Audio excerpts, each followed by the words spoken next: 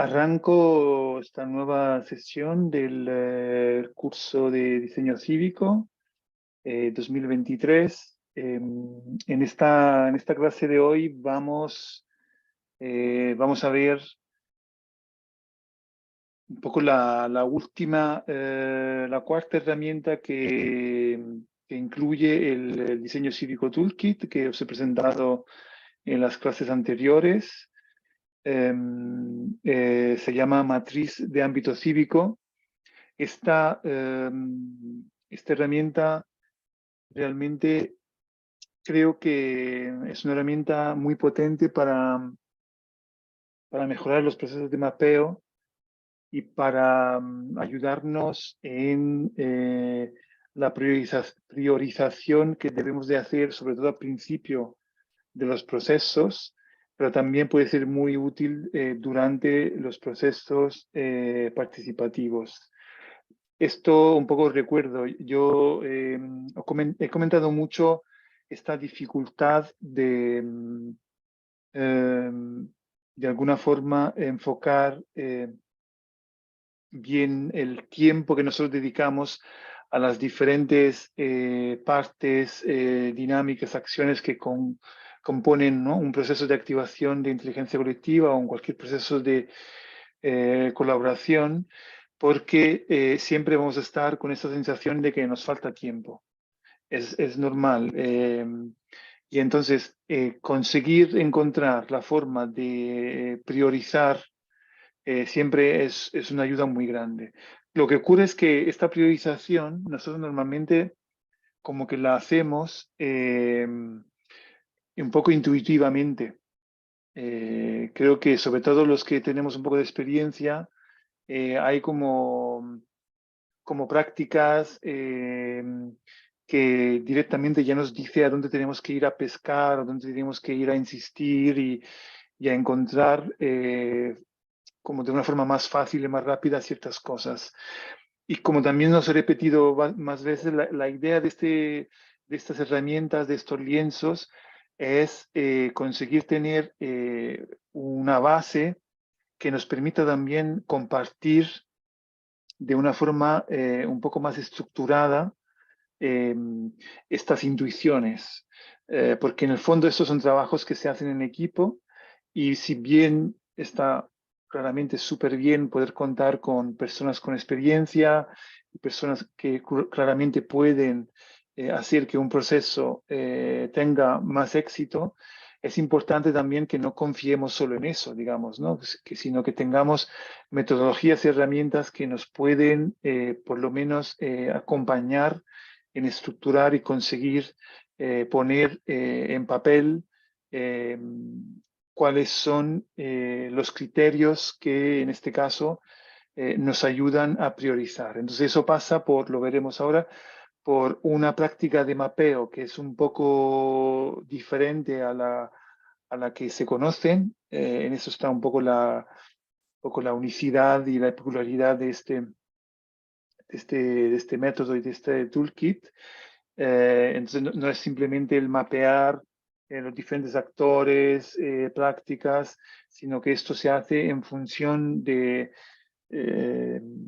una reflexión que tiene que ver con el concepto de ámbito cívico. Esto también es una aportación que yo hago desde mi investigación, eh, incluso asociada durante un tiempo. Han sido 10 años y no lo he acabado, esto hay que decirlo.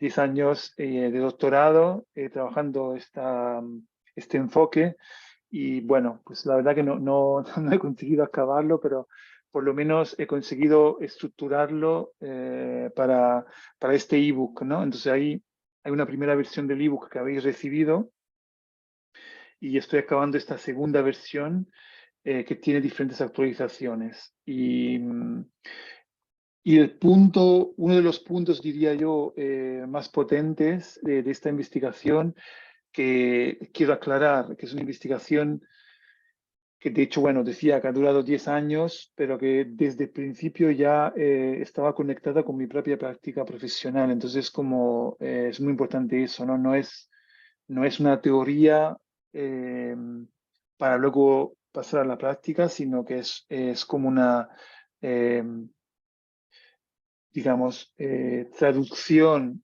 a unas herramientas de lo que yo he podido experimentar desde la práctica. Y de hecho, os confieso que eso ha sido mi problema, en no conseguir acabar el doctorado, ¿no? Porque de alguna forma me ha costado más todo el método científico, como enganchar todo esto en una propuesta validable con el método científico. Y luego, solo para que lo sepáis, aclaré que en realidad la forma de hacerlo era diferente, era validarlo desde un enfoque de antropología. Fíjate, esto es lo que entendí gracias a un amigo y un antropólogo muy, diría, muy relevante a nivel nacional e internacional, Alberto Corsín.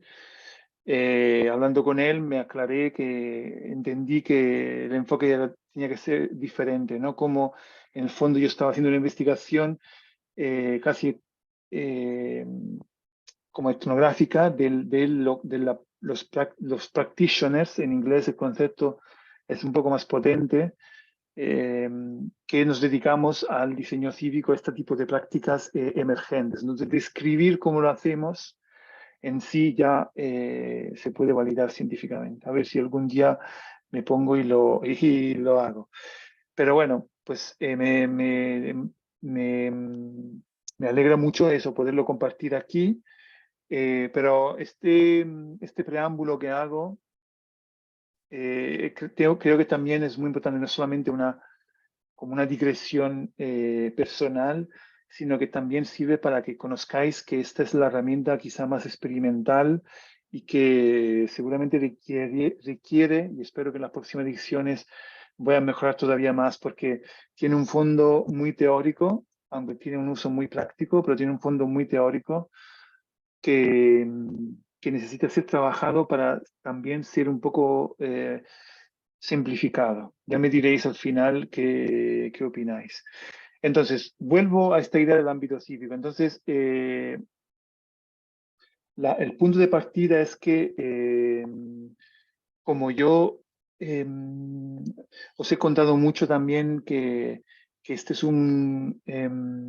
que estamos hablando de un proceso y que es un proceso que agrega, convoca y, digamos, conecta personas.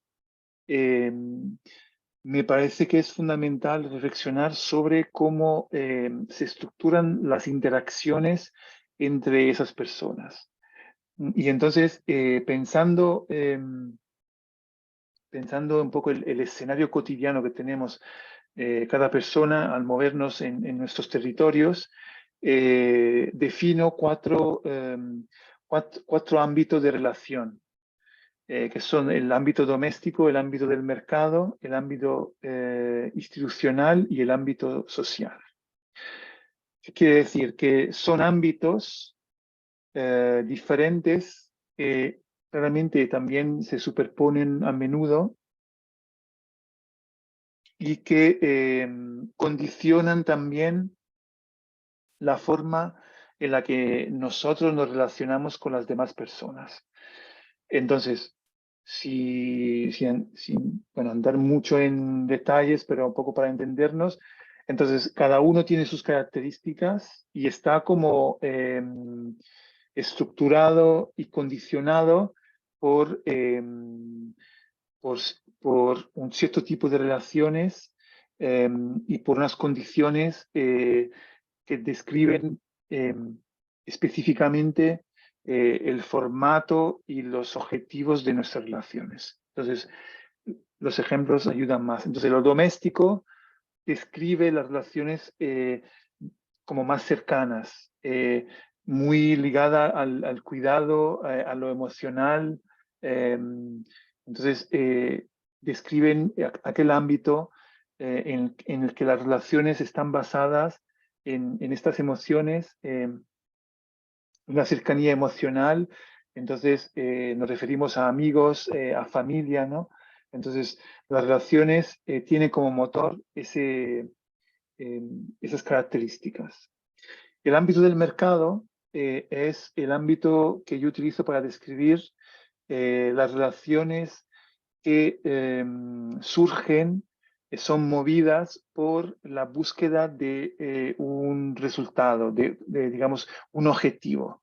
Entonces, describen todas aquellas relaciones que yo hago, vivo, en búsqueda de un resultado. Entonces, puede ser el mercado en sí mismo de vender y, ¿no? Comprar y vender, pero realmente también es cualquier tipo de objetivo que yo tenga, ¿no? El trabajo, por ejemplo, es para mí un tipo de relación que entra dentro de esta dinámica del mercado. Entonces, cualquier acción, relación que yo haga con otros, ¿no? El encuentro que yo manifiesto, desarrollo hacia los otros, las demás personas, en búsqueda de conseguir algo en retorno, está dentro del mercado, ¿no?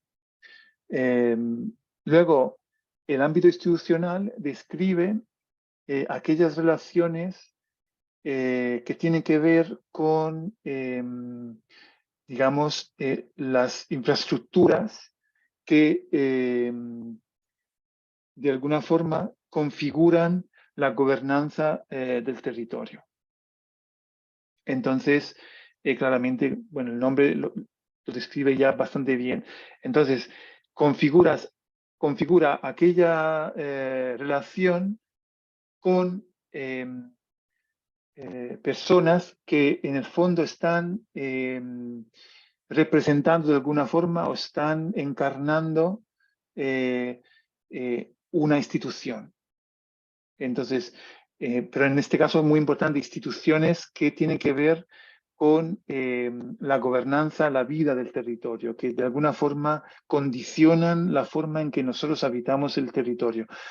Los describo así porque pueden ser para mí pública, privada, pueden ser comunes, pueden ser comunitarias, ¿no? Pueden ser, en todo caso, todas aquellas organizaciones que tienden a establecer una relación contigo en base a un contexto de institución o un contexto grupal, donde la persona tiende a relacionarte contigo no de forma individual, representándose a sí misma, sino siempre en pos de una institución, de una organización más grande. Entonces, esto hace que las relaciones son menos naturales, son más estáticas, menos cambiantes, son muchas veces rígidas, evolucionan poco, etcétera, etcétera, ¿no? Entonces, describe el ámbito institucional. El ámbito social, para mí, describe todo el conjunto de relaciones, intercambios con otras personas, pero que no tienen la búsqueda de un retorno, sino que tiene que ver con un disfrute inmediato. Es decir, que pongamos lo que es las relaciones que yo puedo tener cuando salgo al espacio público, encontrándome gente en la calle, en una plaza, o lo que puedo hacer haciendo deporte. Entonces son interacciones que, que no están buscando del otro, de la otra persona, algo en retorno, sino que la propia relación, el propio intercambio ya es el retorno. No estoy buscando un objetivo después. Entonces, ¿qué ocurre? Que estos ámbitos, digamos, para mí describen cuatro formas como más claras y orgánicas de las diferentes posibilidades de que yo puedo tener de interacciones. Obviamente, ¿qué hacen? Que se hibridan entre ellas, se mezclan. Entonces, ahí vamos justamente a la matriz y vamos a indicar un poco los ejes que separan estos cuadrantes, estos ámbitos. ¿Qué quiere decir? Que los ejes en el fondo están describiendo la hibridación. Y entonces el centro representa, digamos, simbólicamente el ámbito cívico, que es justamente la hibridación de todos estos ámbitos, claramente no necesariamente en forma siempre equivalente entre todos los cuatro, ¿no? Sino que puede haber siempre como gradientes mayores de uno o de otro, ¿no? Que van cambiando. Esto es una forma de explicarlo. Yo os comparto desde dónde yo llegué también a esta reflexión. Si cuando me di cuenta que era importante entender que existe un ámbito relacional que podemos llamar ámbito cívico, que es un ámbito híbrido y que congrega diferentes ámbitos, diferentes formas en que nosotros, las mismas personas, realmente tenemos en ámbitos diferentes, siendo siempre la misma persona. ¿Y por qué? Porque, como ya os he comentado, todo esto tiene que ver constantemente en generar puentes, puntos de encuentro entre personas, grupos que tienen también pues, visiones, objetivos, también agendas diferentes. Y esto para mí es muy importante, frente a una idea, esto puede parecer polémico, pero frente a una idea democrática en la que los encuentros se arreglan, digamos, se resuelven en base a mayorías, lo que estamos haciendo aquí no es eso, digamos, no estamos buscando mayorías alrededor, por ejemplo, de un ámbito o de una propuesta. Estamos necesariamente buscando un encuentro entre minorías, porque cualquier proceso de este tipo necesariamente trabaja con minorías, eso sí, en plural, minorías. Entonces, trabajamos en ver de qué forma esas minorías pueden encontrar puntos de sinergia. Y esto llama mucho al hecho de que las mismas personas actuamos de formas diferentes en ámbitos diferentes, pero somos las mismas personas. Entonces, igual, aplicando la misma lógica, la idea es ver que muchas veces nosotros nos dejamos, no sé si es condicionar, pero dejamos que pese mucho, por ejemplo, la pertenencia a un tipo de comunidad o a un tipo de historia, de legado, a unos líderes, a una serie de condicionantes que muchas veces apartan los elementos que sí pueden generar esa conexión. Entonces, como profesionales, yo considero que nuestro trabajo es destapar eso, ponerle luz a ese ámbito cívico, es decir, activar las dinámicas que permiten que emerjan esas posibilidades. Y eso yo me he dado cuenta, os decía, con una cosa que he empezado a vivir de forma directa, ¿no? Yo tuve la suerte de vivir muchos años en Madrid y de formar parte activa de la comunidad del Medieval Prado, que si no lo conocen, pues deberían conocer, que para mí es el ejemplo al nivel europeo de los más potentes que hay de laboratorio ciudadano, o por lo menos hasta hace poco, que ahora recientemente, bueno, recientemente hace unos años lo han un poco redimensionado.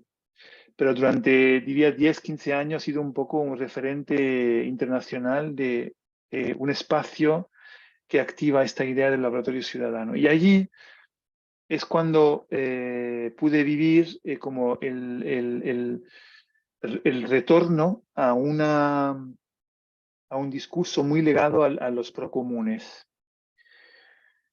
Y que me parece súper interesante, ¿no? De hecho, lo hemos hablado también como uno de los conceptos que usamos aquí de referencia.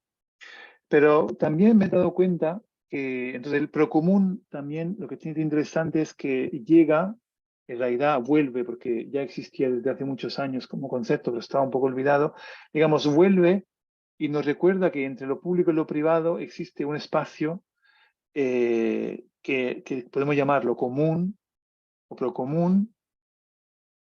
Los comunes, hay diferentes formas de entenderlo, que no es ni público ni privado, o dependiendo también de las versiones, algunos lo entienden completamente aislado, yo soy de esos más bien, otros lo entienden como una especie de hibridación entre lo público y lo privado, ¿no? Yo prefiero más como eso, considerarlo como una especie de enfoque diferente que no sigue ni la lógica de lo público ni la lógica de lo privado. Entonces, eso es muy interesante porque es muy útil para entender cómo nosotros nos relacionamos en ciertos procesos. Yo creo que, por ejemplo, quizá en Latinoamérica estaba ya muy presente, en Europa lo hemos ido un poco olvidando, este ámbito, perdón, este procomún, que también se puede asociar más a lo comunitario. Y parecía que todo tenía que estar estructurado en esa dualidad entre lo público y lo privado, ¿no? Eh, Teniendo también como problema el hecho de que claramente lo público está, se está como desgastando y deteriorando cada vez más, y entonces parecía casi que cuando le quitas terreno a lo público, le estás dando como pie a lo privado para ganar todavía más terreno, ¿no? Entonces, de alguna forma, estás incluso dando pie a que se generen dinámicas de menor solidaridad y de menor huella colectiva. Entonces eso ha sido muy problemático. Entonces creo que lo común llega a entender que no, que si bien, por supuesto, lo público, hablo mucho de lo público porque lo privado en esta sociedad de hoy parece que ya no necesita ningún tipo de defensa, eh, pero bueno, si bien lo público es importante, también lo común es importante. Hemos hablado mucho también de conceptos como autonomías convergentes, por ejemplo, ¿no? Que hablan de eso, de que lo público, aunque interviene con toda legitimidad, muchas veces está entrando en contextos donde lo comunitario ya tiene sus procesos. Entonces, ¿cuál es la actitud que nosotros deberíamos tener? Entonces, para mí es eso, pues autonomías convergentes, respetar la autonomía de ciertas dinámicas, pero promover necesariamente la convergencia con nuestra acción pública, ¿no? Y digo nuestra porque nosotros, los profesionales, casi seguramente estaríamos trabajando eh, para la administración pública. Entonces, dicho esto, ¿qué ocurre? Que yo también me he dado cuenta de el crecer de un sesgo que me parece poco útil para nuestro interés. El sesgo es que de repente se empieza a generar una especie de jerarquía ética de estos ámbitos, si lo podemos llamar así, ¿no? El ámbito de lo público, el ámbito de lo privado y el ámbito de lo común. Casi como decir, bueno, lo mejor es lo común. Luego está lo público y luego al final de todo lo privado. Como una especie de reacción a ese terreno que está ganando tanto lo privado. Hay como una reacción ética eh, que a mí, a- del que quizá también he formado parte, pero que al cabo de un tiempo me empieza a hacer ruido. Si empiezo a entender que me parece extraño generar jerarquías de mejor, peor, etcétera, sino que justamente lo que deberíamos entender es que existen esos tres ámbitos y que nosotros justamente como profesionales nos toca constantemente generar puentes entre ellos, ver cómo se activan las colaboraciones, ¿no? Y de alguna forma eso se podría ver justamente como activar la colaboración entre los ciudadanos, que deberían representar un poco lo comunitario, lo común, la administración pública, ¿no? Lo público, y las empresas, el sector privado, ¿no? Con lo privado. Esto, digamos, que fue la reflexión que a mí me hizo llegar luego al ámbito cívico. Lo que pasa es que luego, estudiándolo, me parecía, y también un poco para salir de esa, primero, esa dualidad y luego como el trinomio de estos tres, que está muy ligado, porque claro, dependiendo de cómo lo ves, está muy ligado a lo mejor a conceptos como de mercado, de gobernanza, ¿no? Entre público, privado y común. Eh, He querido buscar una forma de entender que tenemos que trabajar para juntar diferentes formas de relacionarnos sin entrar necesariamente en esas diferenciaciones entre público, privado y común. Y entonces, no sé si ha quedado claro, pero así nace la idea del ámbito cívico y se estructura con la lógica que os comentaba antes. Entonces, ¿qué quiere decir esto? Que ahora llegamos al tema del mapeo, ¿no? Entonces, teniendo en cuenta todo lo que os he contado hasta ahora y sobre todo los 4 ámbitos, se construye entonces una matriz con 2 ejes que lo estáis viendo ahí, ¿no? Son 2 ejes que se encuentran y en el centro, digamos, representan el ámbito cívico. Estos ejes, en el fondo, están describiendo eh, características de estas formas de relacionarnos. En el eje horizontal ponemos justamente 2 cosas. Hacia la izquierda, indicando cuando nos encontramos frente a una mayor autonomía. Digamos que las relaciones, eh, de- digamos que en estas relaciones que generamos somos muy autónomos. Nos condiciona menos lo exterior, digamos, simplificando.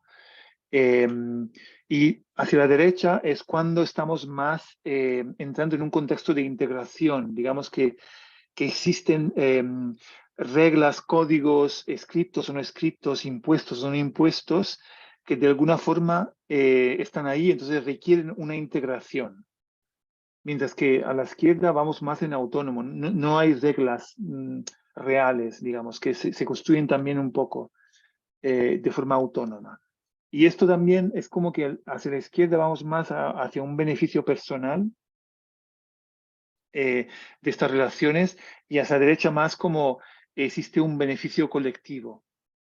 Digamos que las relaciones tienen que ver con la existencia de ese beneficio colectivo. No es que nuestra relación necesariamente esté construyendo eso, pero está condicionada por ello, ¿no? Eh, entonces, luego, sin embargo, entonces por eso os podéis imaginar, por eso, por qué en los ámbitos de la izquierda está más el mercado de lo doméstico, que son más autónomos, donde hay más como el beneficio personal, el que regla lo que está ocurriendo, ¿no? Mientras que a la derecha encontramos más lo institucional y lo social, ¿no? Porque lo institucional se entiende muy bien la integración, ¿no? Es que realmente estamos hablando de gobernanza, estamos hablando de gobernanza del territorio, de instituciones, de organizaciones que nacen justamente para estructurar eso, ¿no? Y lo social también se entiende como ese beneficio y esa dinámica colectiva.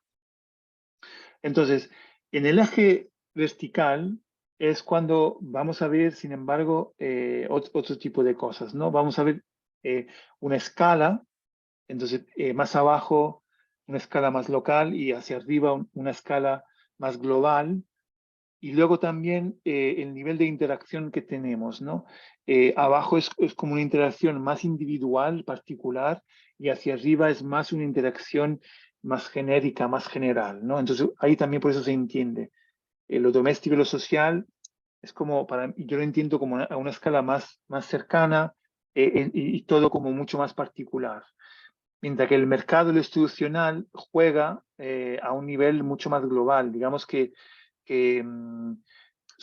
eso, como que la interacción juega con temas mucho más generales y tiene un alcance y consecuencias también mucho más amplias.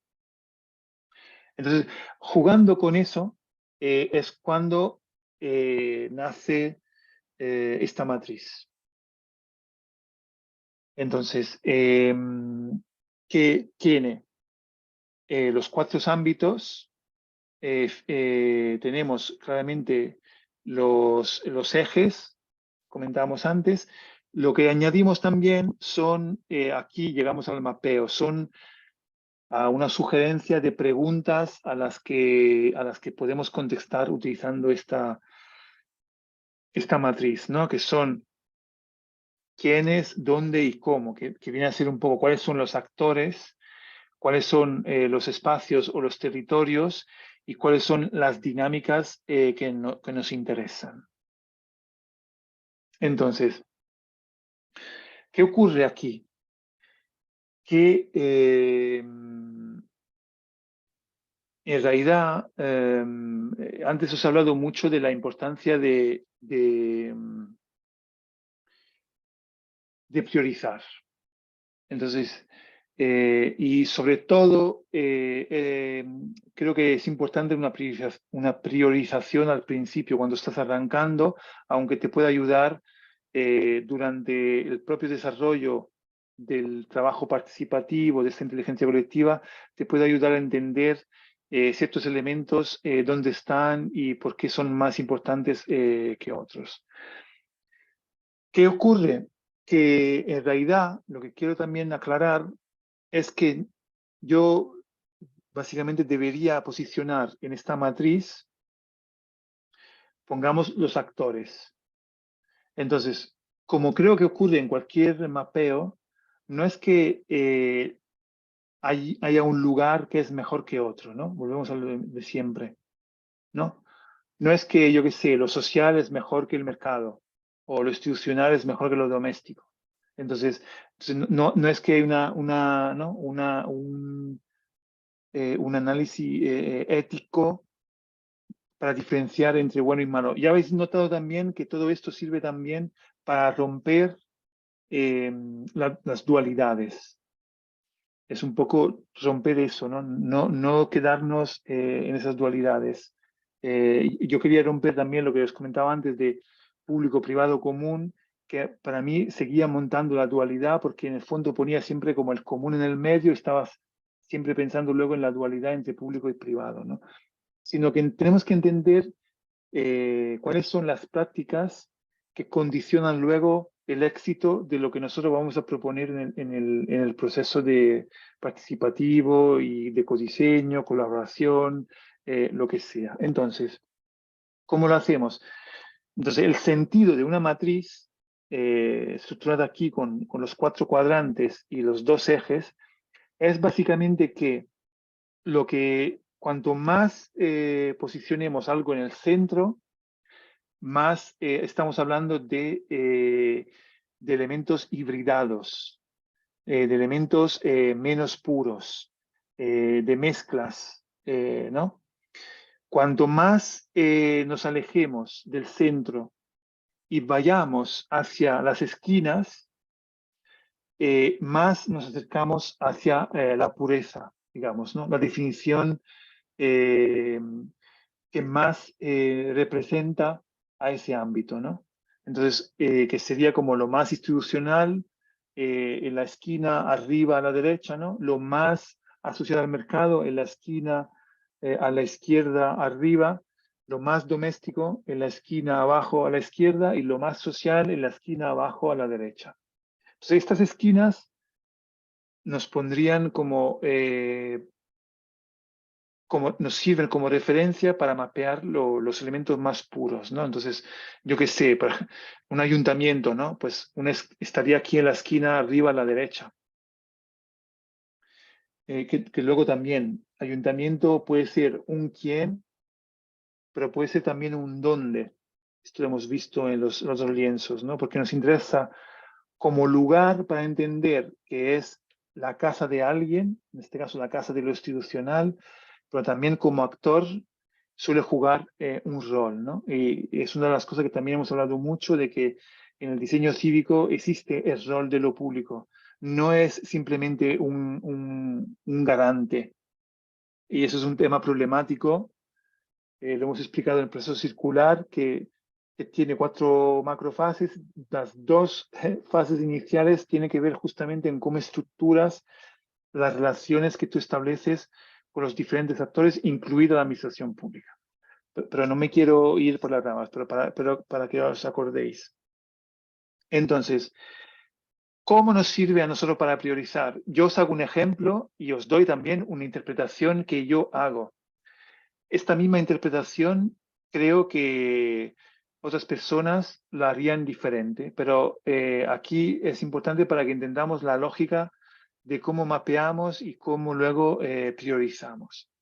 Entonces, yo os he contado ejemplos cuando hablamos también de nuestra relación con la administración pública o del proceso circular, justo lo que comentaba ahora hace poco, que uno de los elementos críticos y lo que diferencia también el diseño cívico de otros enfoques tiene que ver con la capacidad de abrir cuanto antes el proceso, porque es realmente allí donde se juegan realmente lo más valioso y es lo más difícil de abrir, porque muchas veces son las preguntas mismas que están equivocadas. Entonces, aunque abramos después a un codiseño, toda la parte anterior de definición de la problemática del proceso realmente ya tiene como un sesgo que es muy difícilmente mejorable. Y también os he comentado que, sin embargo, ¿qué ocurre? Que ese proceso de apertura que tú haces al principio no es realmente un proceso participativo en el sentido siempre representativo, institucionalizado, sino que muchas veces es una especie de, digamos, dinámica de validación que tú estás haciendo. Es como, vale, yo tengo este análisis también de que existe esta problemática y tengo como objetivo abordarla de esta forma. Entonces, en lugar de empezar ya todo el proceso implicando a todos los actores, lo que yo debería hacer en esa fase que yo llamaba, ¿no?, el proceso circular que habéis visto en la otra clase, la de situar, yo lo que voy a hacer es ir a conectar con algunas comunidades, con algunos actores, también con algunos técnicos, internamente también a la administración pública, fuera, algunas organizaciones clave, para simplemente ver si lo que estoy planteando tiene sentido que siga de esta forma o si debería ser modificado en alguna dirección de manera que puede tener más sentido y además conseguir una mayor implicación de una mayor variedad de actores y comunidades. Entonces, aquí nos encontramos con la problemática, ¿vale? Pero entonces, ¿cómo hago yo para seleccionar cuáles son los primeros actores con los que voy a hablar? ¿No? Y esto también es una cosa que también nos viene bien en general, por lo que comentábamos al principio. Cualquier proceso que yo empiece, tengo que empezar con contactar y conectar con los actores. Yo puedo empezar, como os decía antes, por intuición, o puedo empezar por lo que tengo más cerca, más a mano, o puedo empezar por hacer este trabajo que estamos haciendo ahora aquí, de mapeo, para entender con cuáles comunidades yo debería empezar, con cuáles actores yo debería empezar. Entonces, por eso viene muy bien. Entonces, yo lo que hago es hacer un mapeo. En principio, además, cuando uno ya lleva un tiempo trabajando en un territorio, este mapeo ya lo tiene. Ya sabes cuáles son los actores principales, conoces un poco el territorio, los lugares, cuáles son las dinámicas más conflictivas, etc. Entonces, lo que se trata de hacer aquí es volcar lo que tú ya tienes en esta matriz, pero claro, con una lógica que seguramente no habrás tenido en los mapeos que tienes, a lo mejor en una lista o en un mapeo geográfico o por categorías, etcétera, ¿no?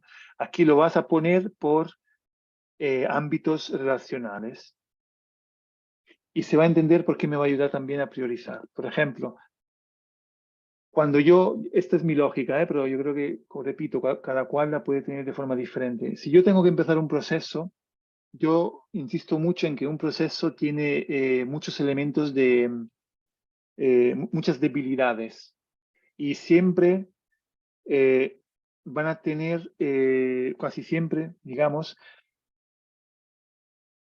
dinámicas que van a tender a delegitimar el proceso. ¿Qué quiero decir? Que normalmente, como trabajamos con minorías, eh, hay una lógica común, entendida, en que ya hablar de minorías delegitima. Entonces, esto lo hemos hablado muy bien. Entonces, ¿qué ocurre? Que cuando hay minorías que ven que sus propias propuestas, sus propias visiones no están entrando porque no encuentran la sinergia,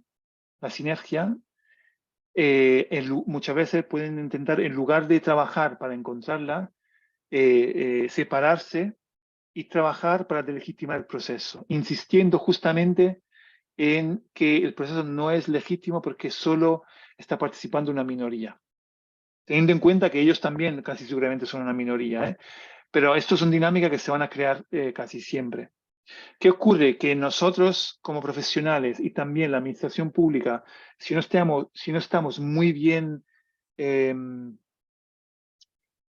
concienciados, podemos caer en esa trampa. Podemos caer en la trampa de que el proceso solo es legitimado por mayorías. Entonces, claro, destruimos el proceso de participación, de inteligencia colectiva, porque entramos en un proceso de mayorías, que es un proceso de simplemente seleccionar el que tiene más fuerza. Y entonces ya vamos por otro camino que a nosotros aquí no nos interesa. Entonces, para evitar eso, es muy importante, entonces, y esto lo explicaba para entender por qué cada proceso tiene el elemento de debilidad a la que nosotros tenemos que enfrentarnos. Entonces, normalmente para responder a esas debilidades, nosotros lo que hacemos es intentar que el proceso tenga apoyos fuertes, que puedan ser institucionales, que puedan ser comunitarios, de ciertas organizaciones, etc. ¿Qué ocurre? Que puede que nosotros empecemos un proceso que no tiene nada de eso, que es un proceso muy débil. Entonces, cuando yo tengo que empezar a arrancar el proceso para evitar que se debilite enseguida, tengo que ver cómo consigo aliados, básicamente. Entonces,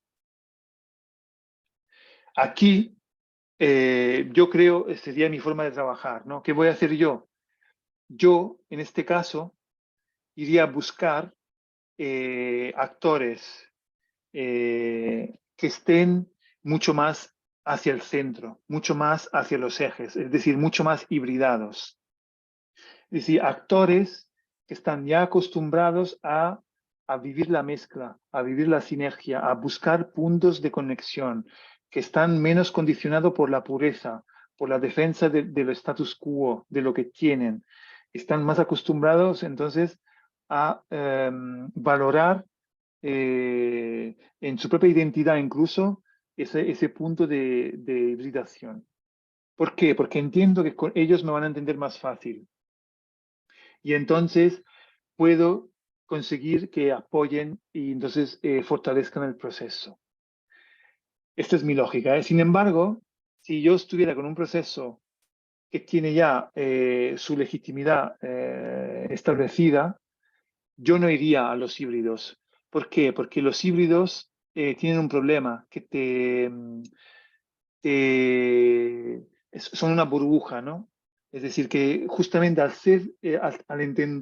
entenderte mejor, te dan la ilusión de que las cosas van a ser más fáciles y te puedes llevar una sorpresa enorme. Entonces, yo lo que haría cuando tengo un estatus sólido, legitimado, iría a hablar primero con los más cañeros, con los más diferentes, con los más puros, con aquellas instituciones, organizaciones, comunidades, personas que tienen además las prácticas más puras, menos hibridadas, menos entendibles también, porque quiero entender lo antes posible a lo que me tengo que enfrentar. Entonces, antes incluso de empezar todo el proceso, cuando estoy abriendo, eso parecería ilógico, ¿no? Porque, ostras, te vas a enfrentar enseguida con esos que te pueden dar miedo que te tumben el proceso. No, pero si tú lo tienes ya robusto, es muy bueno ir a hablar ya con ellos porque cuanto antes sabes por dónde van a venir los mayores conflictos, mejor va a ser para ti para gestionar y diseñar todo el proceso, ¿no? Entonces, esto es la lógica que yo utilizo para la priorización, ¿no? Entonces, yo mapeo, entonces repito, el mapeo me está definiendo mayores y menores hibridaciones de actores, lugares y dinámicas, y luego yo, cuando tengo que priorizar, empiezo a utilizar esta lógica. Otra lógica es saber justamente este mismo tipo cuando un proceso, por ejemplo, flaquea de institucional, ¿no? O flaquea de lo social, o flaquea del mercado. Entonces yo sé, bueno, pues igual debería ir a buscar algunos actores, algunos espacios y alguna dinámica que vienen de ese sector que creo que está fallando, ¿no? Pero bueno, creo que luego la lógica de cada persona que lo use puede ser diferente. Para acabar, lo que también quiero comentar aquí es que es muy útil, de hecho, utilizar este Canvas, esta matriz, colectivamente. Digamos, esta no es una matriz que tú usas con los actores, no necesariamente sería más raro, aunque lo puedes hacer, sino que lo usas más entre digamos, el equipo y justamente esas primeras personas, organizaciones con las que te estás relacionando para hacer ese mapeo. ¿Por qué? Porque si lo haces con más personas, nacen debates. Y esos debates son muy ricos para entender muchas cosas. Por ejemplo, yo antes comentaba, pues el ayuntamiento, la municipalidad la pongo en la esquina arriba a la derecha porque es institucional. Pero luego uno dice, bueno, ¿dónde pongo una biblioteca? ¿Dónde pongo una tienda de barrio? ¿Dónde pongo la iglesia? ¿Dónde pongo un centro deportivo? ¿Dónde pongo pues un conjunto de viviendas? O no necesariamente existe una respuesta objetiva, sino que de verdad, dependiendo de los puntos de vista, esa respuesta o ese posicionamiento dentro de la matriz puede cambiar. Entonces, claro, esto de alguna forma te ayuda a manifestar de una forma muy clara esas diferencias. Porque muchas veces al tener que ponerlo físicamente en este matriz donde tú pones la tienda del barrio, tú vas a ver que una persona la pone en un lado, uno en el otro, y ya te está dando cosas que a lo mejor simplemente hablando, no saldrían. Y entonces esto también te está dando elementos, insumos, ¿no? Que te pueden ser muy útiles para entender luego cómo vas tú a gestionar el proceso. Eso he comentado, he hablado mucho de cómo esto se utiliza para arrancar, pero también os he dicho que se usa durante. ¿Por qué durante? Porque durante yo he insistido mucho en que estamos aquí diseñando procesos. Esto creo que ha quedado clarísimo, ¿no? No estamos diseñando plazas, no estamos diseñando barrios, no estamos diseñando calles, no estamos diseñando apps, no estamos diseñando servicios. Estamos diseñando los procesos que permiten a los diferentes actores participar de la solución, es decir, luego del diseño de servicios, políticas públicas, espacios, calle, plazas, etc. Eso es muy importante. Estamos diseñando el proceso. Entonces, diseñar el proceso ya tiene muchas variables, lo hemos visto durante las diferentes clases, ¿no? Pero una cosa importantísima es que las cosas van a cambiar sobre la marcha. Por eso digo que es muy importante también la experiencia, ¿no? Las cosas cambian sobre la marcha y nosotros, como diseñadores, también somos facilitadores, catalizadores. Es decir, que según van ocurriendo los diferentes encuentros, talleres, eventos, según vayamos sintetizando las propuestas, las reflexiones, realmente veremos cómo van cambiando los equilibrios, las relaciones, etcétera. Entonces nosotros vamos a tener que reconfigurar los procesos. Hemos hablado de los ciclos, hemos hablado de los ritmos, de los tiempos, ¿no? Todas estas cosas. Y aquí nos vamos a encontrar una vez más en la necesidad de priorizar, porque cuando tú vas a cambiar, tienes que entender, vale, entonces voy a cambiar, pero ¿qué es lo que hago primero? Entonces, creo que esta herramienta puede ayudar a aclararnos. Entonces, hacer como de repente el análisis del momento, de los actores implicados, por ejemplo, de los espacios en el que nos hemos encontrado y que hemos utilizado, cuáles han sido las dinámicas, mapearlos aquí en esta matriz y entonces ya hacer la reflexión. Dice, vale, entonces esto es lo que está pasando. Hemos tenido este problema. Nos parece que está fallando esto. Entonces, cuando tú tienes que tomar decisión sobre cómo empezar a transformar, puedes seleccionar en base a lo que necesites, si necesita más híbrido, menos híbrido, si necesita más de un ámbito o de otro, etcétera, ¿no? Esto básicamente es un poco, sé que ha sido muy teórico, pero bueno, yo os he comentado, toda la introducción inicial sirve para eso, y claramente, seguramente con el tiempo, este, esta herramienta se simplificará y tendrá quizá algunos elementos separados que uno pueda utilizar de forma más sencilla y que luego en conjunto tiene más sentido, pero creo que ya sí puede ser muy útil. A mí personalmente me ha servido. Y dejo un poco para ver si queréis aportar alguna reflexión, alguna pregunta, algún comentario.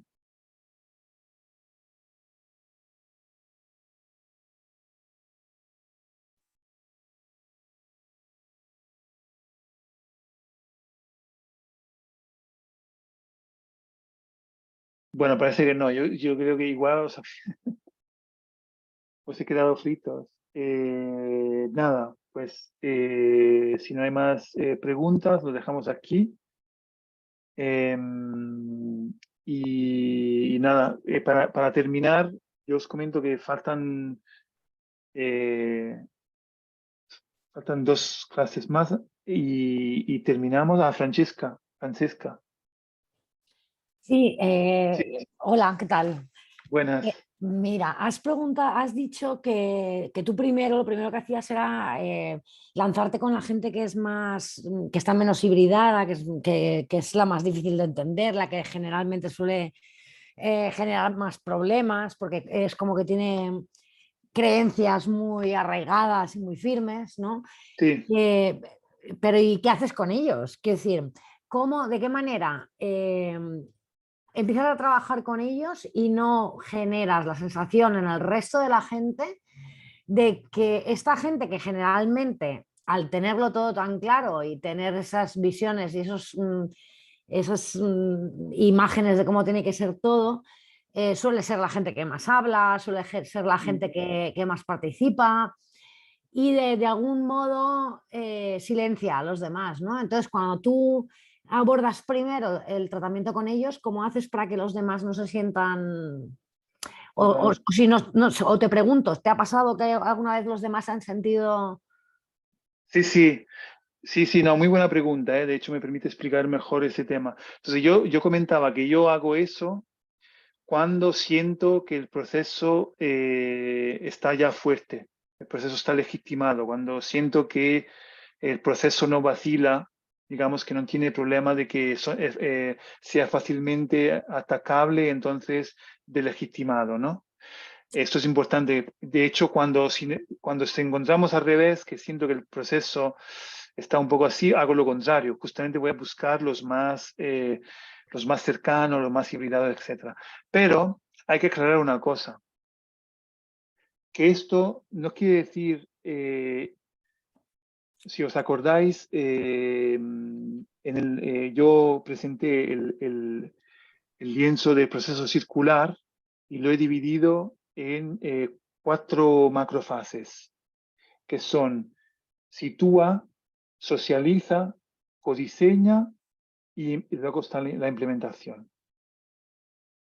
Entonces, nosotros, y entiendo que quizás tú también, cuando estás hablando de esta situación, realmente lo estás describiendo ya en la fase de codiseño. Es decir, cuando nosotros estamos ya en la operativa de hablar con los diferentes actores para llegar a una propuesta. En realidad, yo insistí mucho de que aquí estamos hablando de esto al principio.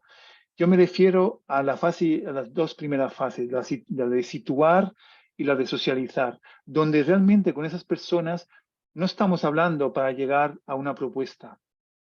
Estamos hablando para conocerlas y justamente para sondear cuáles son sus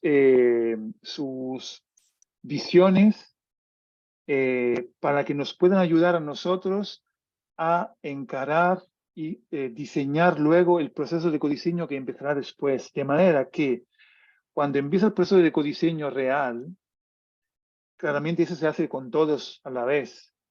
Pero como yo antes ya he hablado con algunos y me sé, realmente es como casi que los estás estudiando, es al revés, como ya me sé por dónde van.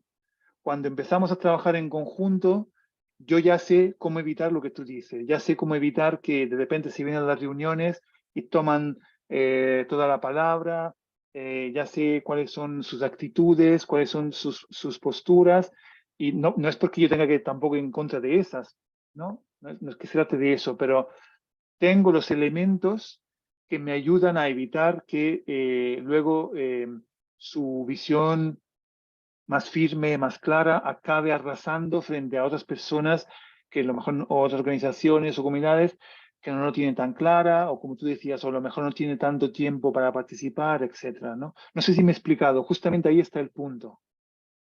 Sí, sí, perfectamente. Perfectamente, está claro. Gracias. Vale, no, no. La pregunta, la verdad que es muy buena para aclarar eso, que es un punto esencial si no se entiende bien.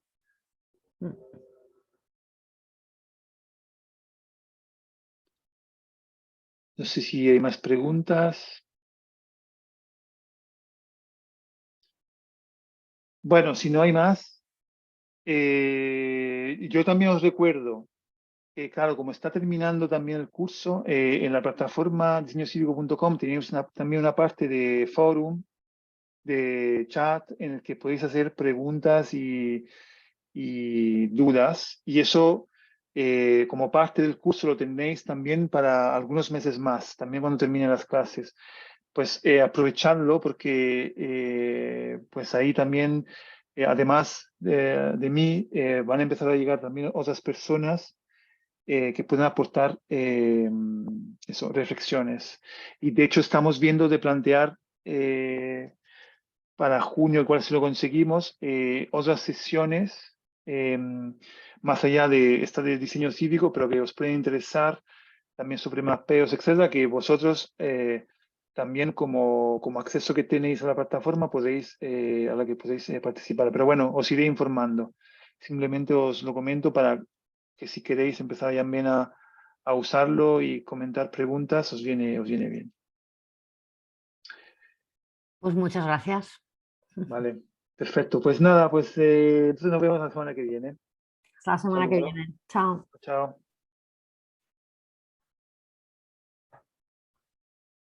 Chao.